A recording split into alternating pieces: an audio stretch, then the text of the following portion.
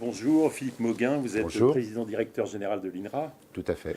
Euh, alors, est-ce que vous pouvez nous...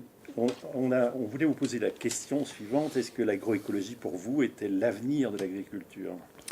C'est en tous les cas une des voies clés pour nos chercheurs de la transition écologique, qui, elle, est incontournable pour les agricultures du monde. Comme toutes les activités humaines, il faut s'adapter à un contexte qui change, un dérèglement climatique qui s'amplifie, qui va toujours plus vite que ce que nos experts avaient prévu, à une érosion de la biodiversité, des tensions sur les sols, des besoins alimentaires croissants. Donc il y a un défi qui est une transition écologique, aussi une transition démographique, une transition énergétique. Et notre analyse, c'est que l'agroécologie est une voie, et une voie probablement privilégiée pour réussir ces transitions.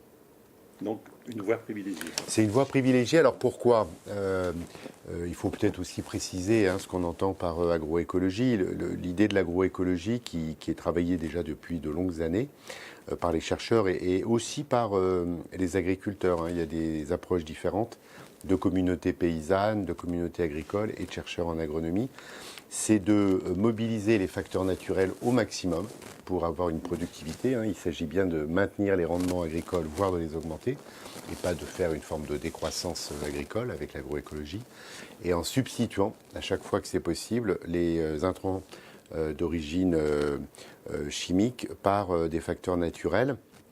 Alors pourquoi ? Parce qu'on voit bien la tension qu'il peut y avoir sur la protection des ressources, les attentes des consommateurs, le coût qui est sans cesse un peu reculé avec de temps en temps des pics du prix du pétrole, du coup qui a un impact sur les ressources fossiles, l'effet carbone sur la planète. Tout pousse quand même la plupart des acteurs aujourd'hui à reconnaître qu'il faut substituer le carbone fossile par du carbone renouvelable, moins utiliser d'intrants chimiques, et pour autant, il faut aussi maintenir, augmenter les rendements. Et donc l'agroécologie, on a pu montrer qu'on avait toute une série de stratégies pour à la fois protéger les plantes avec des alternatives aux produits phytosanitaires, grâce au biocontrôle, grâce à l'organisation la rotation des cultures, donc des approches aussi de génétique sur la résistance des plantes. L'agroécologie a vocation à mobiliser tous ces leviers de l'agronomie, de la génétique, du biocontrôle pour proposer aux agriculteurs des alternatives à ces produits chimiques avec une efficacité maintenue ou augmentée. D'accord, tout en assurant la productivité. Ça reste clé. Voilà.